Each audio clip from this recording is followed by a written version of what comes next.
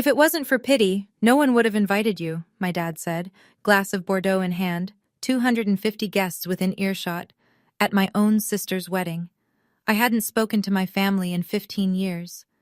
When Claire's invitation arrived, handwritten, tucked inside a plain envelope with no return address, I knew this wasn't just a wedding, it was a trial.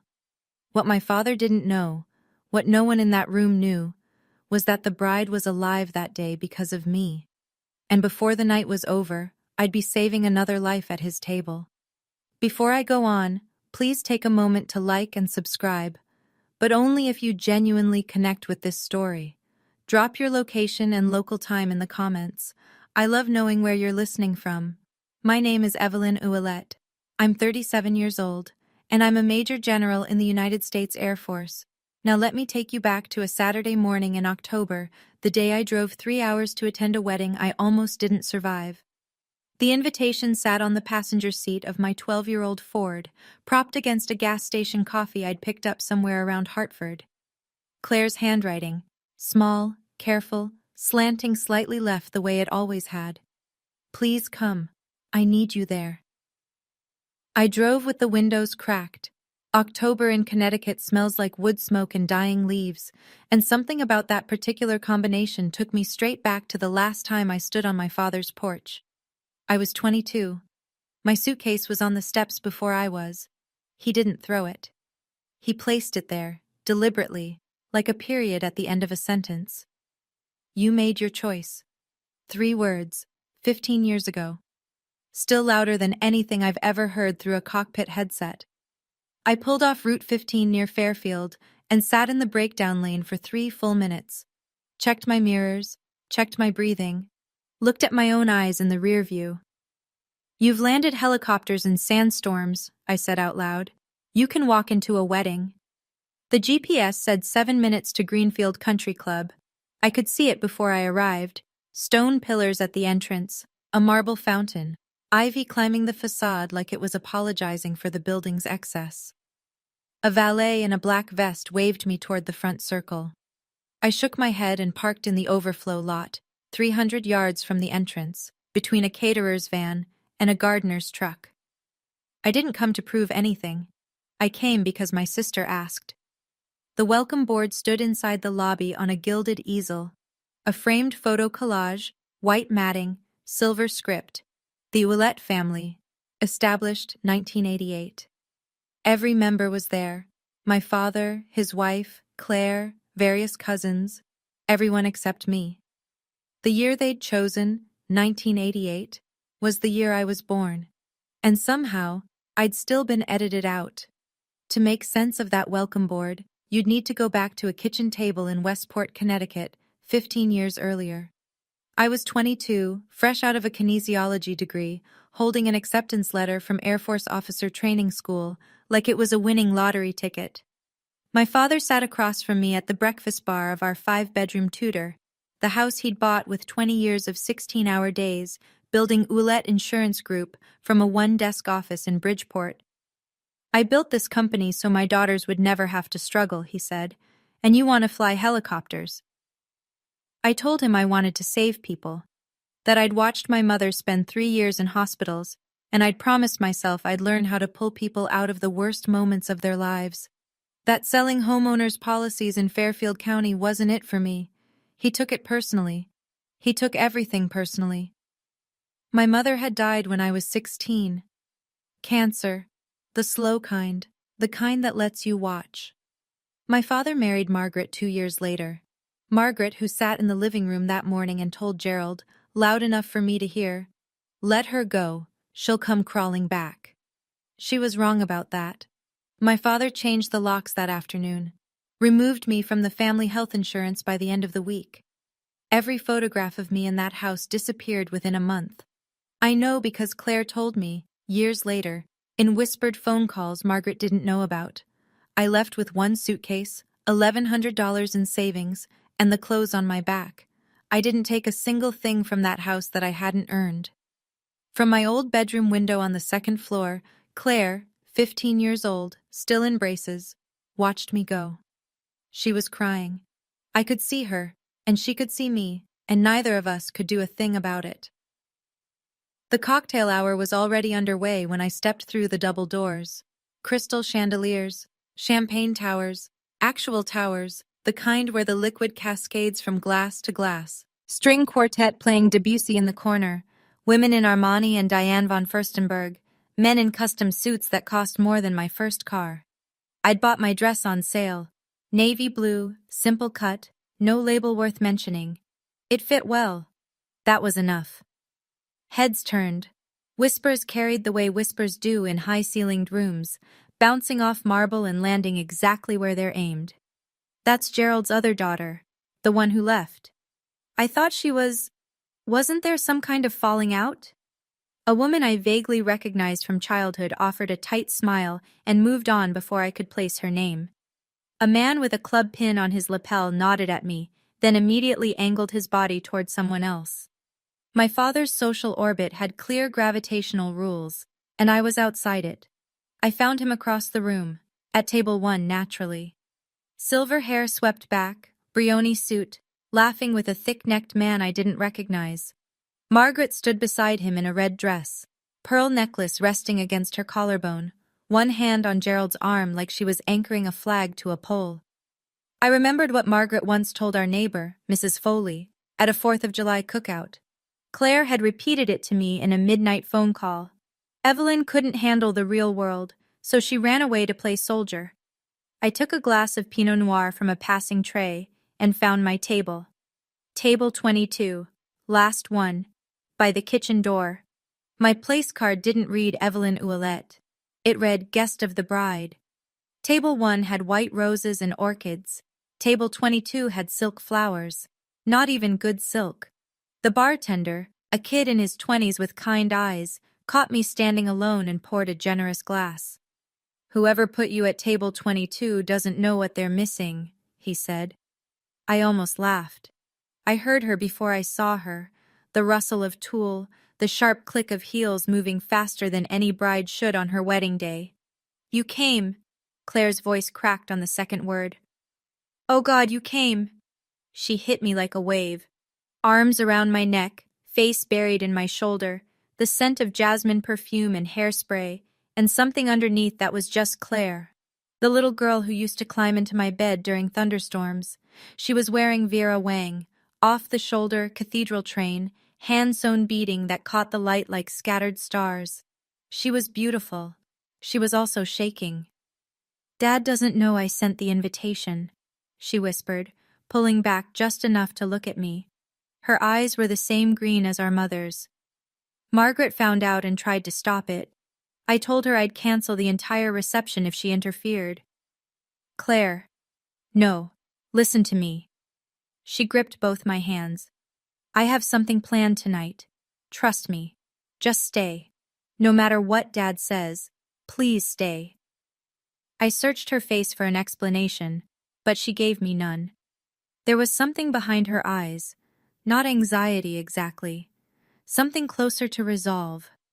David appeared beside her.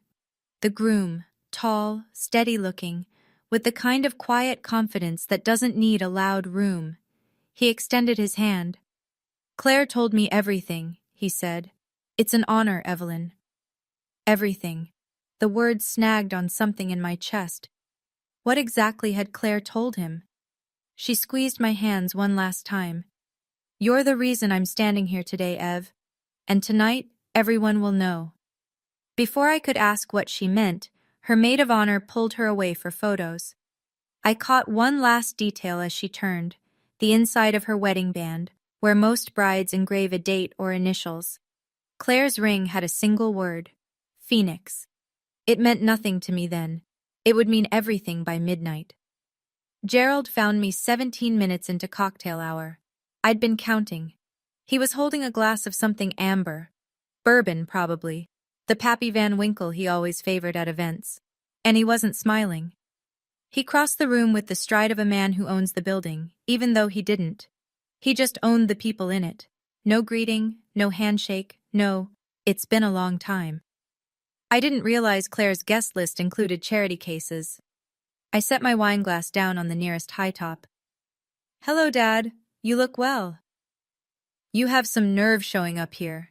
His voice dropped to a register meant only for me, but his eyes scanned the room to make sure we had an audience. If you embarrass this family tonight, I'll make sure Claire regrets inviting you. I'm here for Claire, not for you. His jaw tightened. I'd forgotten how much he hated being dismissed. Margaret materialized at his elbow. She had a gift for that, appearing at the exact moment Gerald needed reinforcement. She wore a smile the way a guard dog wears a bow. "Oh, Evelyn, how unexpected." She pressed a hand to her chest. "I told Gerald someone from the charity list must have gotten mixed up with the invitations." I let the line land without flinching. Years of flight training teach you that. When turbulence hits, you don't jerk the controls. You hold steady and ride through. Gerald leaned closer. "Claire has a trust fund, an apartment on Chapel Street, her car, half this wedding. All of it runs through me." He paused, letting the math settle. "You want to test how far that goes?" There it was, the same playbook, 15 years later. Money as leash, love as currency, control disguised as generosity. 15 years and you still can't read a room," he said, straightening his Patek Philippe. "Some people just don't belong." He walked away. Margaret followed, heels clicking like punctuation. Margaret didn't leave me alone for long. 20 minutes later, she reappeared at my elbow and steered me, physically, hand on my back, toward a cluster of guests near the terrace doors. "Everyone, this is Gerald's older daughter." She gestured at me like I was a display piece. "She left the family years ago to, well, what is it you do again, dear? Something with planes?" "I'm in the Air Force." "Right." Margaret tilted her head with practiced sympathy. She always had trouble settling down. Some people need structure, you know? The group, 2 couples, country club polished, uncomfortable, offered thin smiles. Nobody spoke. In my father's social circle, contradicting his wife was like contradicting him, and nobody contradicted Gerald Ouellette at his own daughter's wedding. Margaret pressed on. She had a talent for asking questions that were actually statements. "And is there a husband, children, or is it still just you and the uniform?" "Just me and the uniform." I smiled. Let her have the line. It wasn't worth the fight. In the military, we call this hostile territory. The difference is, in hostile territory, at least they're honest about wanting you gone. One of the women, Patricia, slim, silver earrings, standing slightly behind a heavy-set man in a Tom Ford suit, glanced at my wrist. Her eyes lingered on my watch. It was a Marathon GSR, olive drab, built for search and rescue operations, water-resistant to 300 meters. It was worth about $400, which made it the cheapest timepiece in the room by a factor of 50. Patricia looked at the watch, then at me, then back at the watch. Something registered behind her eyes, a question she didn't ask. I filed that away. Margaret was already moving on, her Cartier bracelet catching the light, her Hermes clutch tucked under one arm like a small, expensive weapon. Gerald caught my arm in the hallway between the cocktail lounge and the ballroom. Not hard, just firm enough to say I still decide when you stop walking. The corridor was empty. Oil paintings on the walls, brass sconce lighting, carpet thick enough to swallow footsteps. The kind of space designed to make ugly conversations look civilized. Let me be very clear. His voice had dropped the party register entirely. This was boardroom Gerald. You are here because Claire is young and sentimental. The moment this reception ends, you disappear. Again. Claire is 30. She makes her own decisions. Claire's decisions are funded by my money. Her apartment, her car, half this wedding, mine. He held up a finger. You want to test how far that goes? I looked at him. Really looked.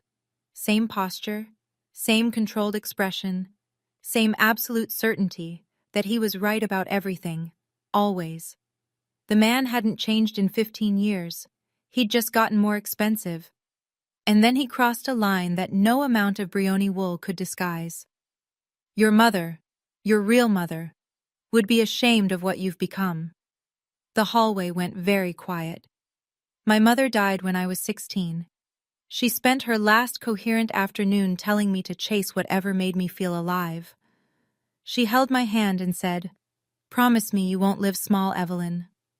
I promised. 3 weeks later, she was gone. And now my father was using her ghost as a weapon. My hands clenched. My vision narrowed. For one full second, the training dropped away, and I was just a daughter who missed her mom, standing in a hallway with a man who should have protected that memory instead of weaponizing it. 4 seconds in. Hold. 4 seconds out. Combat breathing. It works in cockpits. It works in hallways. You don't get to use Mom's name to hurt me. Not anymore. I turned and walked away. Behind me, his voice followed like a stone thrown at my back. You were always the weak one, Evelyn. That's why you ran. Dinner was called at 7. 250 guests filtered into the ballroom, round tables, white linens, Waterford crystal stemware catching candlelight in every direction. The band played something soft and classical as people found their seats. I found table 22, kitchen door at my back, silk flowers in front of me. 4 strangers already seated who offered the kind of polite smiles that said they'd heard Gerald's version of events. My father stood at the head table. He lifted his glass, Bordeaux, dark as a bruise, and tapped it with a fork. The room fell silent. Claire has always been my pride, he began.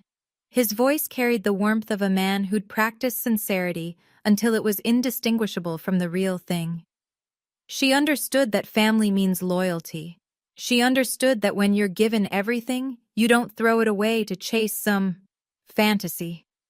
He paused just long enough for the subtext to settle. A few guests glanced toward my corner of the room. Some quickly looked away. Others didn't bother being subtle. I raised my daughters to know their worth.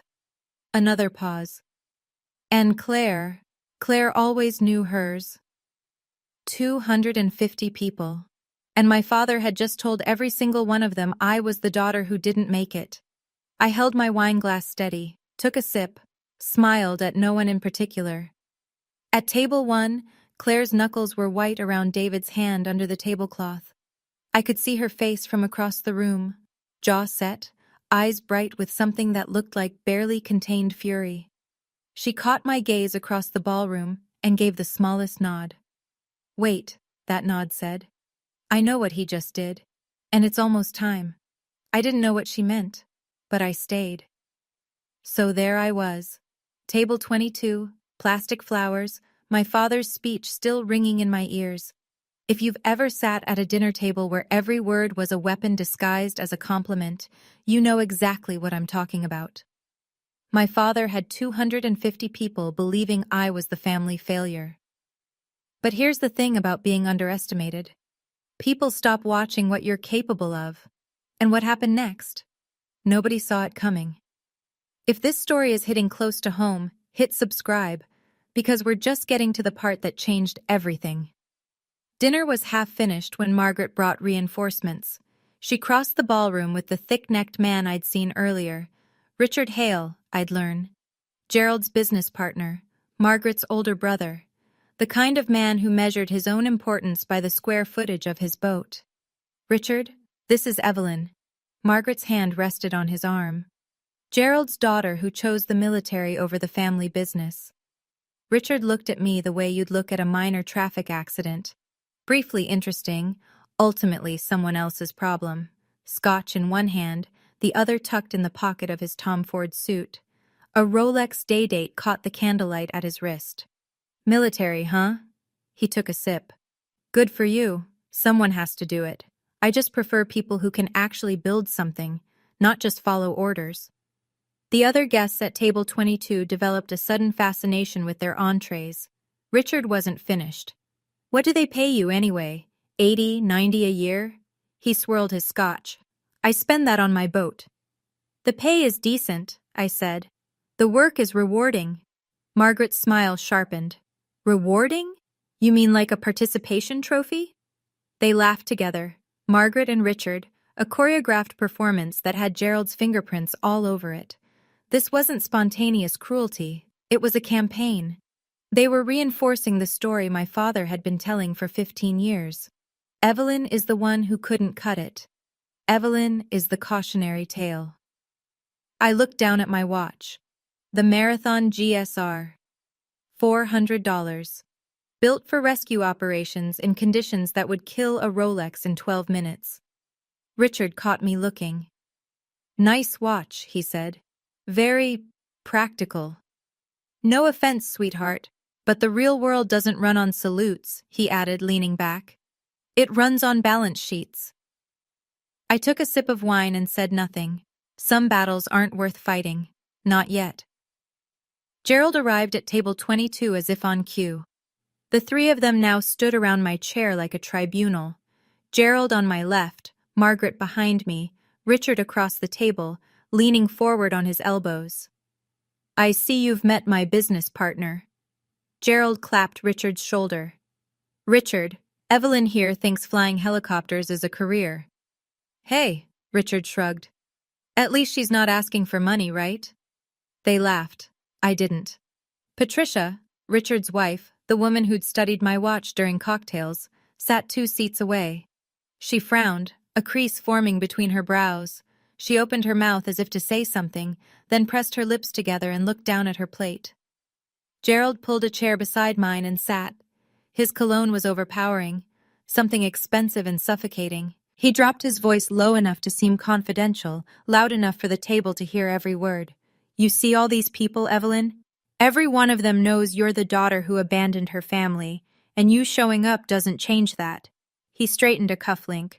"It just proves you're still looking for something you'll never get." I held his gaze. "And what's that?" "My approval." The table went silent. Even Richard stopped drinking. My father wasn't wrong. Not entirely. There was a 22-year-old girl still living somewhere inside my chest who wanted exactly that. Her father's hand on her shoulder, his voice saying, "I'm proud of you, Evelyn." She'd been waiting 15 years. She'd keep waiting. In rescue operations, the most dangerous moment isn't the storm. It's the second you let the storm decide for you. I set my wine glass down, looked my father in the eye, and said nothing. He waited for tears, for a raised voice, for the scene he could use to justify everything. I gave him silence. Silence unsettled Gerald more than any argument ever could. He couldn't let silence win. Gerald stood, pushed his chair back, and his voice climbed just enough, just past the boundary of private and into the range of 3 or 4 surrounding tables. "If it wasn't for pity, no one would have invited you." The clink of silverware stopped. Conversations at nearby tables died mid-sentence. A waiter carrying a bread basket froze 3 steps from the kitchen door. At table 19, a woman put her hand over her mouth. At table 20, an older man in wire-frame glasses looked at Gerald and slowly shook his head. Margaret, standing behind me, didn't intervene. She touched Gerald's arm, the gesture of a woman who wanted to appear concerned while making sure the performance went on. Richard shifted his weight. "Gerald, come on," he murmured. But he didn't defend me. He just looked at his shoes. I lifted my wine glass, took a sip, and smiled. 15 years ago, those words would have broken me. I would have cried, grabbed my coat, driven home blinded by tears, and spent the next decade trying to convince myself it didn't matter. 15 years ago, I was 22 and terrified and alone. I wasn't 22 anymore. "Funny thing about pity," I said, just loud enough for our table. "The people who give it usually need it the most." Gerald stared at me. He'd expected tears. He'd expected surrender. My calm unnerved him more than anger would have. His mouth opened, closed, opened again. For the first time in 15 years, my father had nothing to say. I held his gaze, sipped my wine, let the moment land. From across the ballroom, I saw Claire rise from the head table. She leaned into David's ear. He nodded. She smoothed her dress, squared her shoulders, and began walking toward the stage, toward the microphone. My father had just delivered his closing argument. He didn't know the defense hadn't started yet. I excused myself before the entree plates were cleared. Nobody at table 22 protested. The ladies' room at Greenfield Country Club was nicer than most apartments I'd lived in during my 20s. Marble vanity, brass fixtures, hand towels folded into fans, a basket of Aesop products arranged like a still life. I locked the door, leaned against it, and looked at myself in the mirror. My eyes were red. Dry, but red. 15 years of military discipline meant the tears didn't fall. They collected somewhere deeper, in a place I didn't visit unless I was alone and the door was locked. I looked at my hands. The right one carried a scar across the knuckles, a souvenir from pulling a crew chief out of a shattered fuselage in Bagram, Afghanistan, 6 years ago. Hydraulic metal had torn through my flight glove. I'd barely noticed until the medic pointed out I was bleeding. Those hands had saved people. Tonight, they were shaking. I thought about leaving. My keys were in my clutch. 30 steps to the parking lot. 3 hours back to my apartment near Patrick Space Force Base. I could be on I-95 before anyone noticed the empty chair at table 22. Why did I come? What did I think would happen? That he'd see me, 15 years older, and say I'm sorry? I thought about my officer training school graduation. I'd scanned the crowd 4 times, certain my father would be in the back row, that the anger had passed, that he'd show up the way fathers do. The seat stayed empty. Afterward, my drill instructor pinned the gold bar on my shoulder and said, "Your family's lost, Lieutenant. I've pulled soldiers from burning aircraft. I've landed in zero visibility. But my father's voice in a banquet hall, that's the turbulence I've never trained for." My phone buzzed against the marble countertop. A text from Colonel Diane Webb, my commanding officer, my mentor, the woman who taught me to fly night missions over the Hindu Kush when I was 26 and still flinching at every shadow. "Heard you're at that wedding. Remember who you are, General. We're proud of you." I read it twice. Diane Webb had been a captain when I was a lieutenant. She'd written every recommendation letter that moved me from cockpit to command. She'd called me at 2 a.m. after my first combat rescue and said, "You did good, Willette. Now get some sleep. You've earned it." She didn't know my father. She knew what mattered. That I showed up, that I flew, that when someone was drowning or burning or bleeding, I was the one in the helicopter. I looked at the mirror again. Same eyes, same scar on my knuckles, same woman. 4 seconds in, hold 4. 4 seconds out. Box breathing. The same technique I used at 12,000 feet when the instruments went dark. My father measured success in square footage and a Patek Philippe. My success was measured in lives saved. 237 of them, at last count. I straightened my hair, adjusted the neckline of my dress, washed the redness from my eyes with cold water. I am not the girl he kicked out 15 years ago. I am Major General Evelyn Ouellette, and I don't leave missions unfinished. I opened the door and walked back toward the ballroom. Not because my father might apologize. He wouldn't. Not because the evening might improve. It probably wouldn't. Because Claire asked me to stay. And in 15 years of service, I've never once abandoned someone who asked for my help. Gerald noticed my return. I could tell by the small, satisfied twitch at the corner of his mouth, the expression of a man who believed he'd won. He whispered something to Margaret. She covered her smile with her wineglass. I imagined the narrative forming in real time. "See?" She went to the bathroom to cry. "She's fragile. She always was. Let them think that." I sat down at table 22 and placed my napkin across my lap with the kind of deliberate precision that comes from years of mess hall etiquette drilled into you by senior officers who believed civilized meals built civilized leaders. I picked up my fork, took a bite of the salmon. It was actually quite good.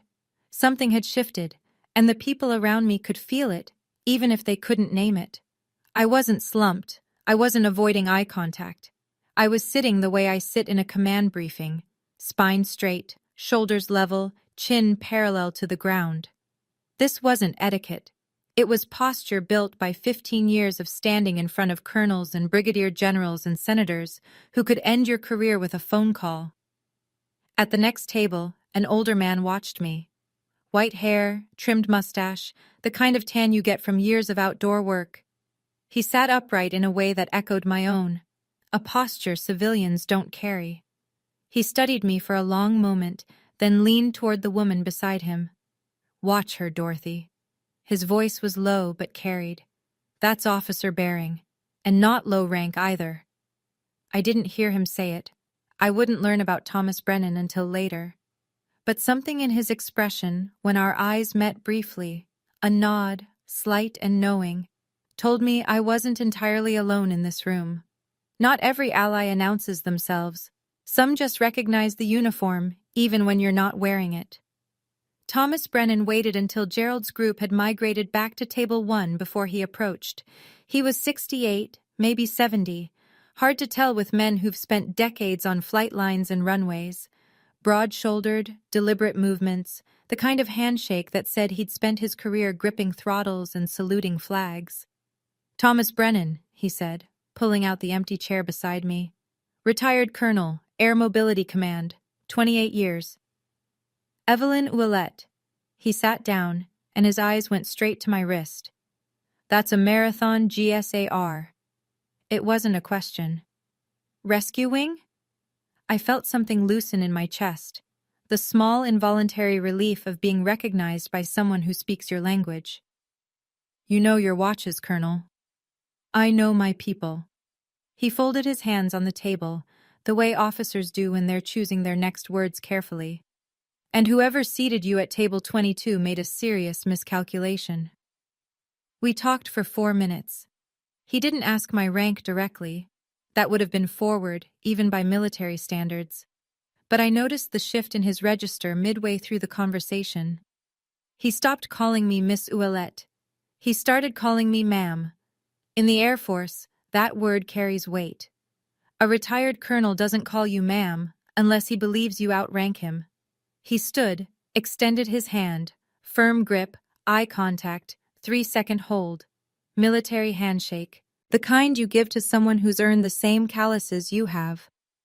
"I don't know your rank, and you don't have to tell me," he said quietly. "But I know enough to say this table doesn't suit you, ma'am." He returned to his seat. Dorothy, his wife, glanced at me with a look that was equal parts curiosity and respect. I turned my watch over on my wrist. On the back, beneath the serial number, a small engraving, USAF.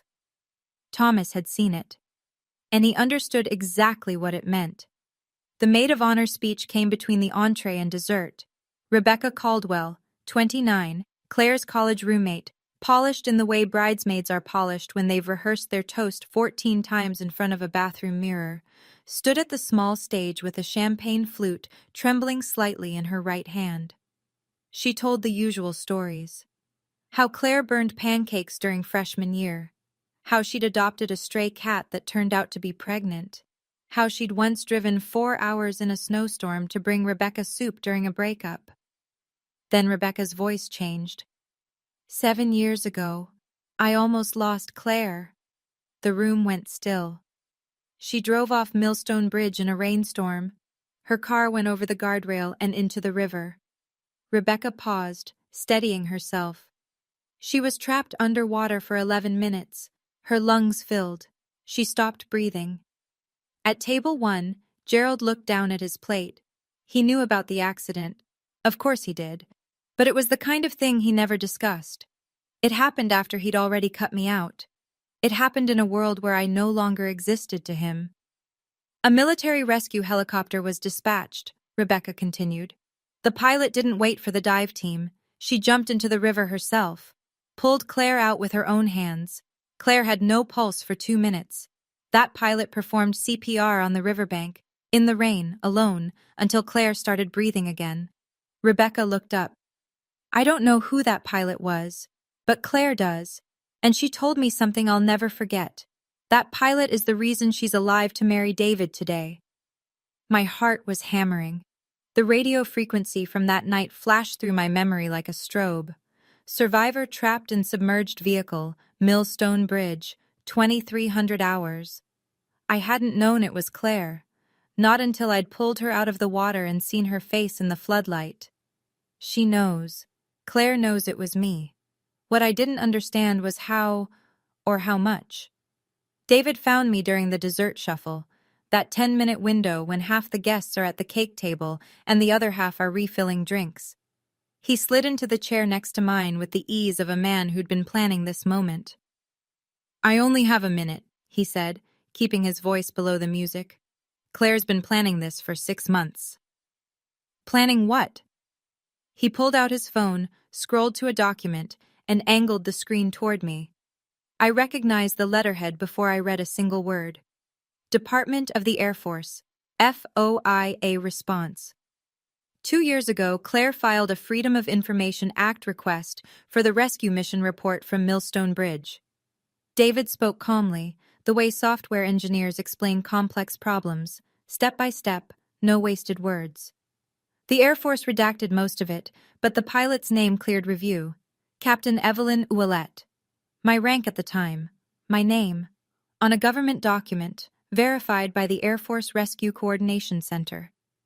When she read that name, David said, she collapsed. She'd spent 5 years not knowing who pulled her out of that river, and it was her own sister. I couldn't speak. The salmon sat in my stomach like a stone. She tracked everything after that, Evelyn. Every article, every promotion. She knows your current rank. She knows about the Distinguished Flying Cross. She delayed our wedding 6 months to match your leave schedule. He paused. She tracked your deployment through a friend at the Department of Defense. Why didn't she just call me?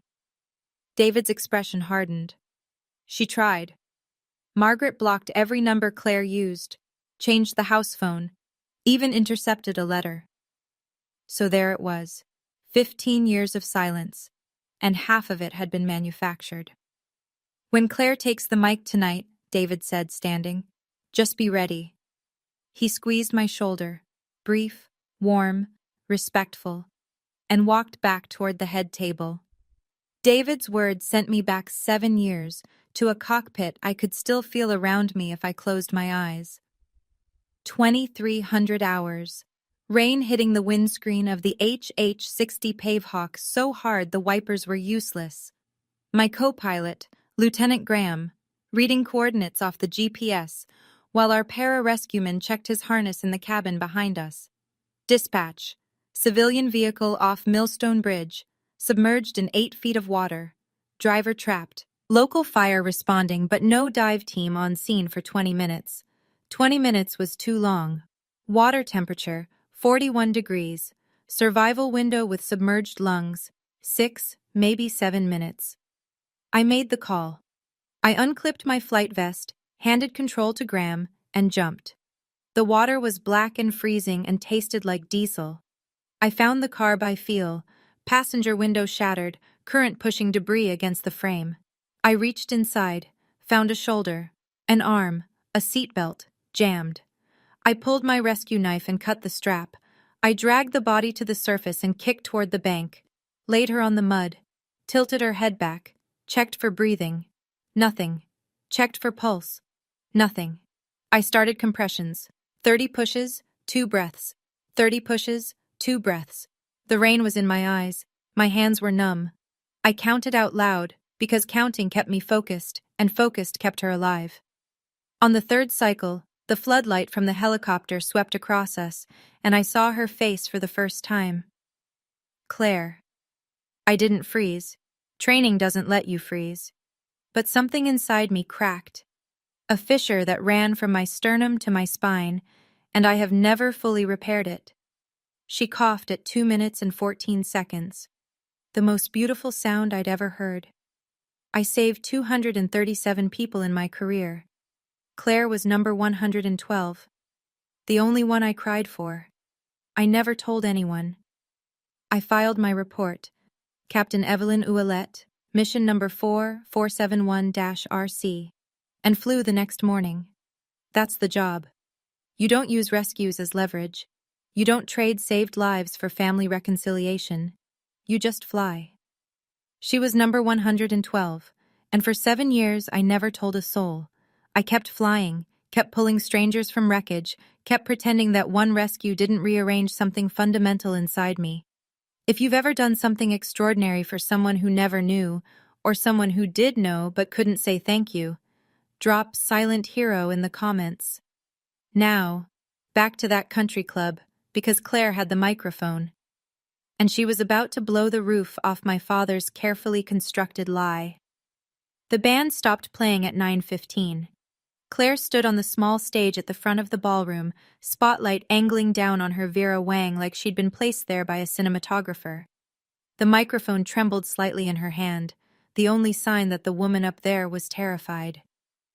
"Before we cut the cake," she said, "I need to do something I should have done years ago." Gerald, at table 1, straightened his tie and leaned back with the satisfied posture of a man expecting tribute. Margaret put a hand on his arm and beamed. Their daughter, thanking her father in front of 250 guests. The natural order of things.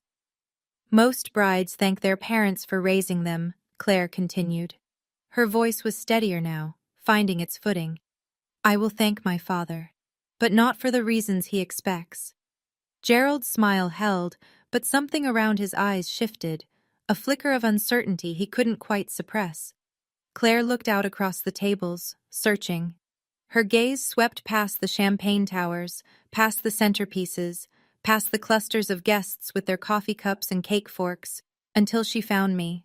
Table 22, kitchen door at my back, silk flowers in front of me. "I want to honor someone who made this day possible," she said, eyes locked on mine. "Someone in this room who most of you don't know. Someone my family tried to erase." A murmur rippled through the ballroom. Gerald's jaw tightened. Margaret's hand tightened on his arm. "Daddy, you taught me loyalty," Claire said, still looking at me. "But you taught my sister something more important. You taught her that some people are worth saving, even when they don't save you back." Her voice broke on the last word. "I need to tell you about the night I almost died." The ballroom was so quiet I could hear the kitchen staff stop washing dishes behind me. 7 years ago, Claire said, I drove off Millstone Bridge in a rainstorm. My car sank in the Connecticut River. I was trapped underwater for 11 minutes. My lungs filled with water. I stopped breathing. She wasn't reading from notes. She knew every word by heart. A helicopter came, a military rescue helicopter, and the pilot, she didn't wait for the dive team.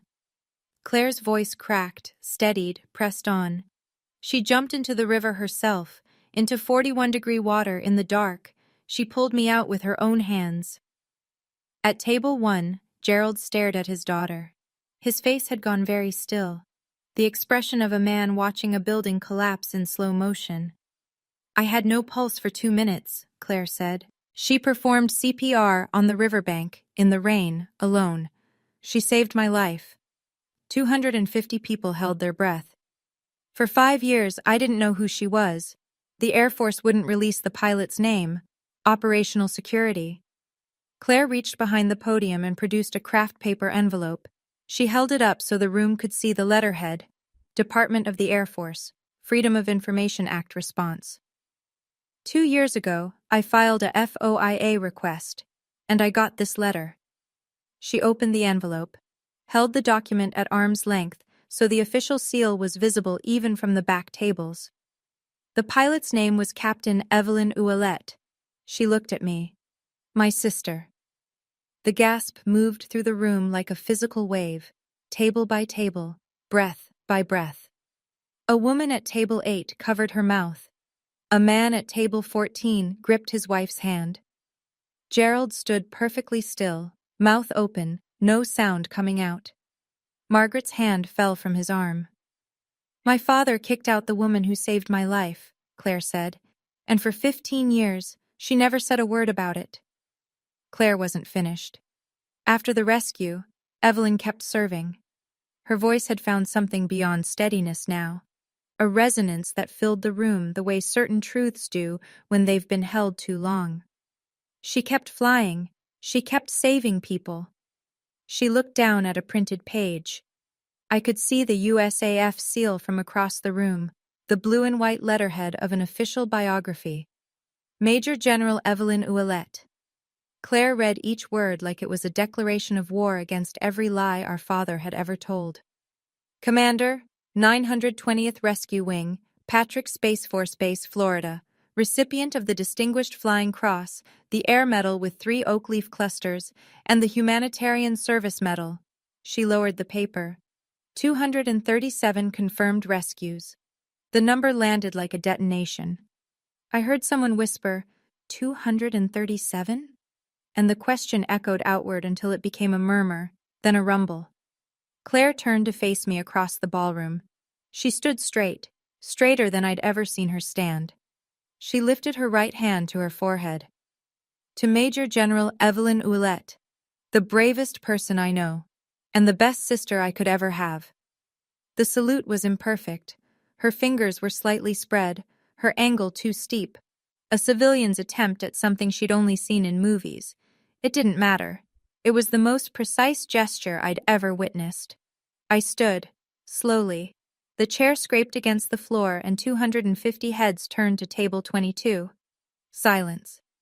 Then Thomas Brennan pushed back his chair and rose. His salute was textbook, crisp, exact, 30 years of muscle memory in a single motion. His wife Dorothy stood beside him. A man at table 12, another veteran I'd later learn, stood next.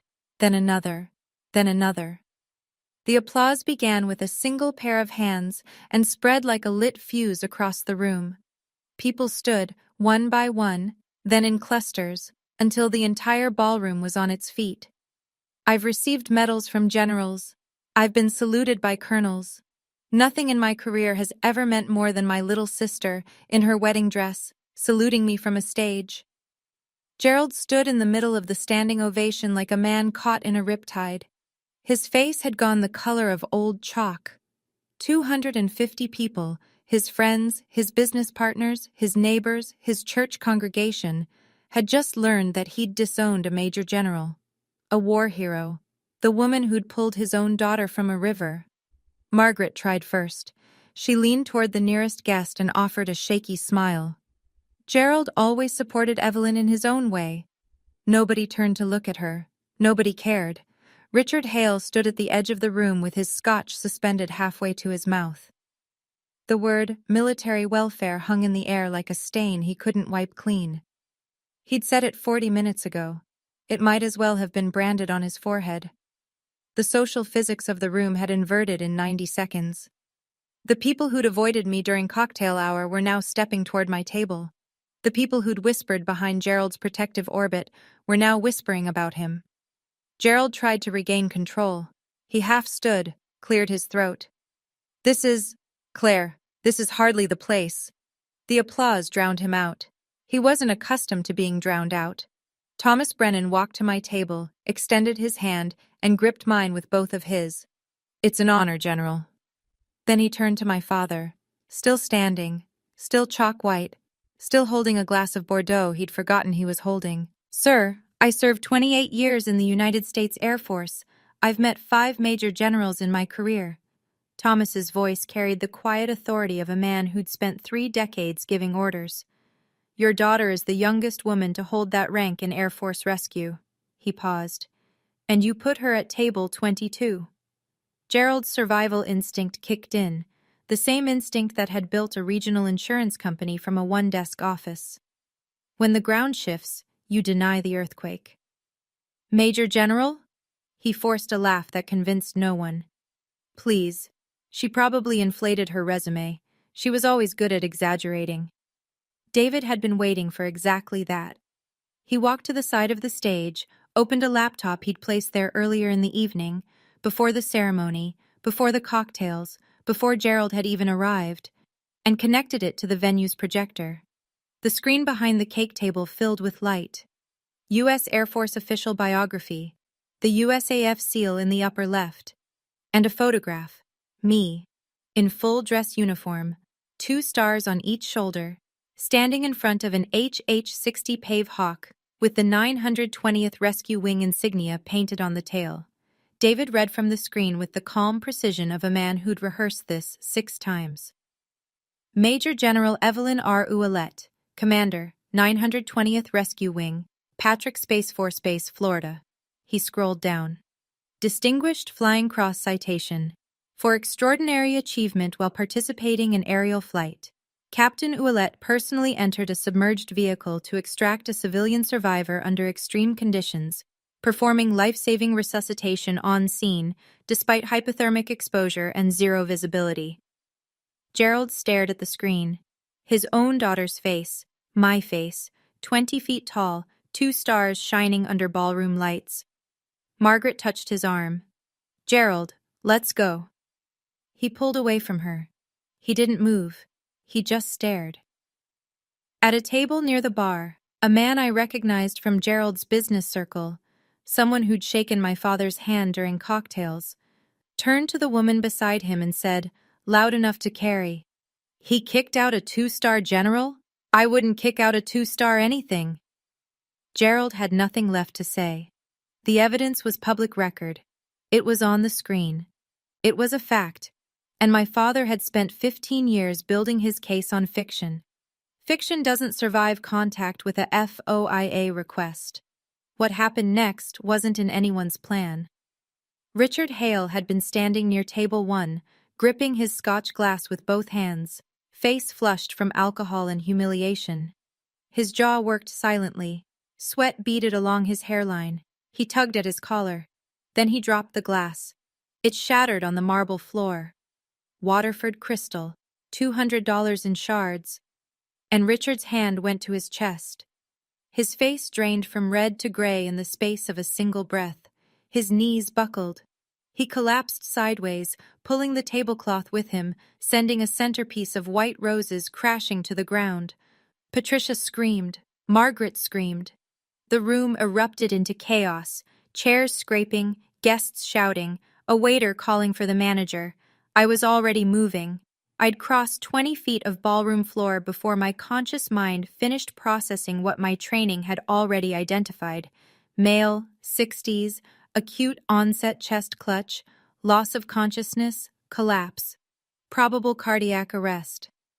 I dropped to my knees beside Richard, tilted his head back, checked his airway, put 2 fingers on his carotid. Nothing. No pulse. No breath. "Somebody call 911, now." My voice came out in command register. Not the voice of a wedding guest, not the voice of Gerald's forgotten daughter.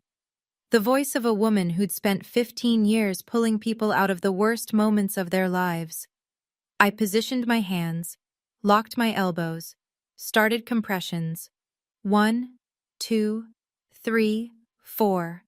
I counted aloud, hitting the sternum at 110 beats per minute. The textbook rate. The rate I'd drilled 1,000 times in advanced cardiac life support recertification. "Is there an AED in this building?" I called between compressions. A staff member in a black vest sprinted toward the lobby. 30 compressions, 2 breaths. 30 compressions, 2 breaths. The man who'd called me military welfare less than an hour ago had no pulse, and the only thing between him and death was a pair of military-trained hands. The AED arrived. I tore open the pads, placed them on his chest. Clear. Shock. His body jerked. The monitor beeped once, then flatlined. Still nothing. I didn't hesitate. 30 more compressions. 2 more breaths. The crowd had formed a wide circle, silent now, the panic replaced by the kind of helpless stillness that occurs when people realize they're watching someone die. I repositioned the AED pads, checked the rhythm on the monitor. Ventricular fibrillation. Shockable. Clear. I hit the button. Richard's chest rose and fell with the jolt. Beep, beep, beep. Sinus rhythm. Weak, but present. Richard coughed. A wet, ragged sound, and his eyelids fluttered. I rolled him onto his side, into recovery position, and placed my hand on his shoulder to keep him stable. "Stay still, Richard. You're okay. Paramedics are coming." The room was absolutely silent. 250 people, not a single sound except the beep of the AED monitor and Richard Hale's labored breathing. The paramedics arrived 6 minutes after the 911 call. 2 EMTs and a medic with a stretcher. They assessed Richard quickly, vitals stabilizing, consciousness returning. The lead paramedic looked at me, kneeling on the marble in a cocktail dress, hands still positioned for compressions. Whoever started CPR saved this man's life. Textbook response. He paused. Are you a medical professional? Advanced Cardiac Life Support Certified. Air Force Combat Medic Training. He nodded, the way professionals nod at other professionals. They loaded Richard onto the stretcher. As they lifted him, he turned his head. His eyes found me. The man who'd spent an hour mocking the military was looking at the military-trained woman who'd just restarted his heart. His face crumpled. I'm sorry, he whispered. His voice was barely there. For what I said. I'm so sorry. Margaret stood beside the stretcher, mascara streaked, watching her brother cry. She looked at me. The contempt was gone. In its place was something she probably couldn't name. Gerald stood 5 feet away, arms at his sides, mouth open. 15 years of narrative, gone in 6 minutes of CPR. Don't apologize, I told Richard. Just breathe. That's all that matters right now. The paramedics wheeled Richard out through the service entrance. The ballroom lights seemed brighter now, or maybe I was just seeing more clearly. My dress had a crease at the knee from kneeling. My hands were still warm from compressions. 250 people stared at me. Claire appeared at my side and held out the microphone. I shook my head once. She pressed it into my hand and whispered, "Please." I looked at the mic. I'm not a speaker. I'm a pilot. I give orders over radio frequencies and briefing rooms, not ballrooms. But Claire's face told me this wasn't about speeches. I took the microphone. I didn't come here tonight for recognition. My voice was steadier than I expected. I came because my sister invited me. The room listened. I've spent 15 years serving people I've never met, pulling them from water, from fire, from wreckage. I would have served my family too, if they'd let me. I found Gerald in the crowd. He hadn't moved from his spot near table 1. His Bordeaux sat untouched. His Brioni suit looked like it belonged to someone else. Dad, I forgive you. I held his gaze. Not because you've asked, but because I need to. Carrying resentment doesn't suit me. It never did. He blinked, said nothing. But I want you to understand something. I didn't fail. I chose differently. And that choice has saved 237 lives, including your daughter's. I set the microphone on the nearest table, didn't linger, didn't wait for a response. I don't need your approval to know my worth, I said. Without the mic now, just my voice in a quiet room. But I do hope, for Claire's sake, that one day you'll learn to measure people by what they give, not what they owe you. The ovation was louder this time, longer. Gerald stood in the center of it, surrounded by applause, and didn't clap once. What happens when 250 people recalibrate at the same time isn't dramatic. It's quiet. It's a shift in foot traffic, the direction people drift when they're choosing who to talk to. They drifted toward table 22. A woman from the country club set pressed my hand and said she'd had no idea. A couple from Gerald's church told me their son had served in the Marines. A teenager with braces asked if I'd really flown helicopters in sandstorms, and for the first time all night, I laughed. Thomas Brennan introduced me to a man named Hamilton Reed, silver-haired, firm handshake, the kind of calm that comes from running large organizations. He was chairman of the Veterans Charitable Foundation, a nonprofit based in Hartford. General, we've been looking for an honorary chair for our annual gala, Hamilton said. Someone with operational experience and, frankly, the kind of integrity this room just witnessed. Would you consider it? I'd be honored. Thank you. Across the room, Gerald stood in the corner that used to be his stage. His business associates, the men who'd laughed at his jokes during cocktails, who'd nodded along during his toast, now kept a careful distance. One of them, a man in wireframe glasses I'd seen at table 20, pulled Gerald aside. I couldn't hear the words, but I saw Gerald's face. Whatever was said, it wasn't congratulations. Margaret sat alone at the head table, makeup ruined, staring at the tablecloth. The narrative she'd spent a decade constructing, Evelyn the failure, Evelyn the runaway, Evelyn who plays soldier, had dissolved in 30 minutes. Patricia Hale found me near the bar. Her eyes were red. "Thank you for saving my husband." She gripped my hand with both of hers. "And I'm sorry for all of it." For the first time all evening, Gerald Ouellette was seated at the metaphorical table 22. And nobody was coming to keep him company. The evening wound down the way wedding receptions do, slowly, then all at once.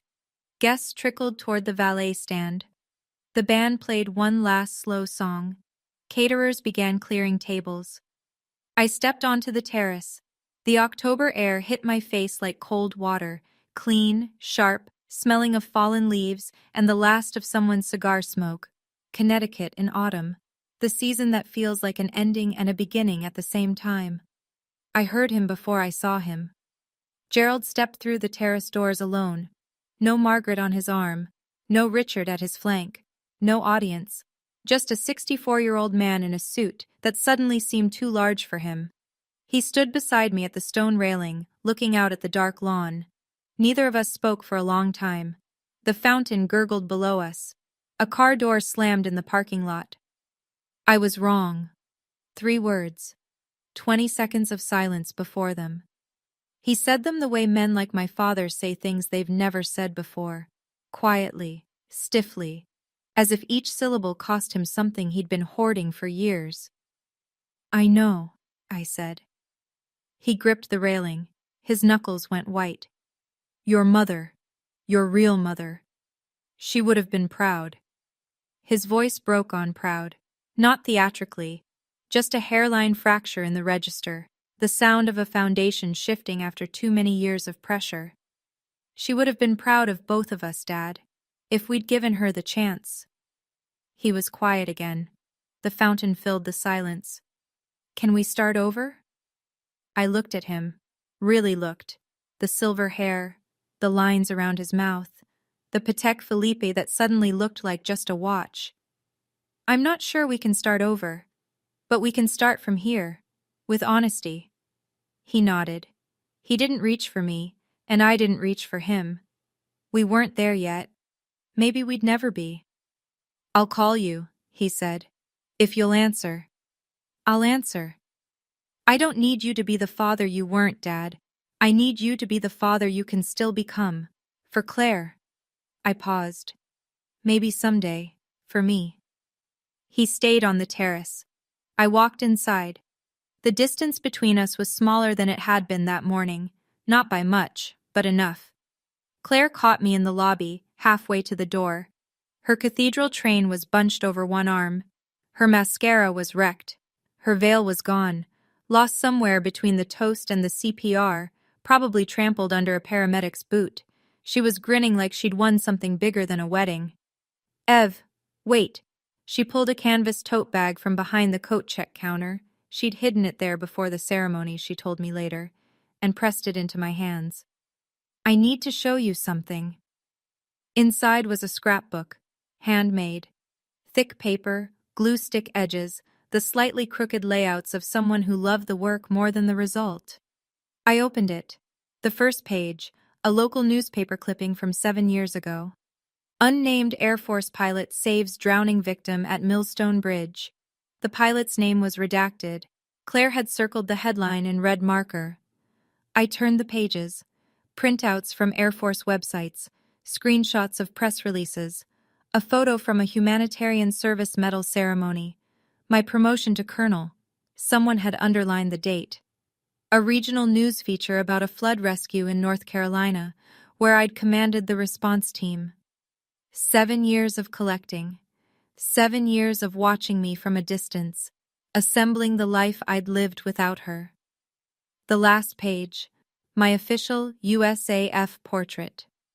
2 stars, dress uniform, standing in front of the Pavehawk with the 920th Rescue Wing insignia on the tail. Claire had printed it in color, trimmed the edges carefully, and written underneath in her small left slanting handwriting, "My sister."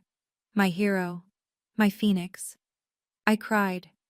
For the first time in the story.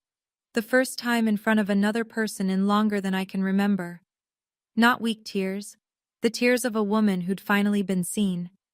Claire held me the way I used to hold her during thunderstorms. You saved 237 people, Ev. Her voice was muffled against my shoulder. But tonight, let someone save you for once. I pulled back and looked at her ring. The engraving I'd noticed earlier. Phoenix. My call sign. The word the Air Force gave me because I kept flying into fires and coming back. Claire had engraved it on her wedding band because without me, there was no Claire, no David, no wedding, no any of this. I've been watching you, she said. Every mission, every promotion. I was there, Ev, even when you didn't know. I drove home with the windows down. Route 15 at midnight is empty in October. Just headlights and guardrails, and the occasional reflective sign flashing past like a signal flare. The scrapbook sat on the passenger seat, next to Claire's handwritten invitation. 2 pieces of paper that told 2 different stories about the same family. Near Fairfield, I passed the exit for Westport. The house was a quarter-mile off the ramp, the 5-bedroom Tudor, the white fence, the flagstone path where my suitcase had sat 15 years ago. I slowed down. I could see the roofline through the trees, the porch light Gerald always left on. I didn't stop. I used to think home was a place, a house with your name on the mailbox and your photos on the wall. It's not. Home is where they see you, really see you, and for the first time in 15 years, somebody had. My phone buzzed in the cup holder. A text from Colonel Webb. How'd it go? I typed back with one hand, eyes on the road. Mission accomplished. All personnel accounted for. A smile. My first real one all night. Not the polite one I'd worn at cocktail hour. Not the defiant one I'd aimed at Gerald during his toast. A real smile, small and private, the kind nobody needs to see. My father spent 15 years telling 250 people I was a failure. Tonight, 250 people watched me save a man's life on a dance floor. The truth doesn't need a microphone, it just needs time. I turned on the radio. Something country, something gentle, something about going home. The Ford hummed along the highway. The Connecticut dark closed around me like a curtain, soft and final. I didn't look back.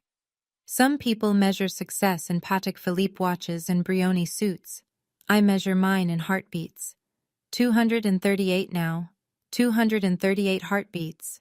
That's my number now. If this story made you feel something, if you've ever been the person at table 22 who turned out to be the strongest one in the room, I'd love to hear your story. Drop it in the comments. And if you haven't already, please subscribe and hit the bell. I release stories like this every week.